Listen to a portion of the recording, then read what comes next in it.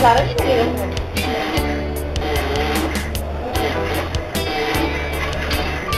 पानी डाल के रखना पड़ेगा।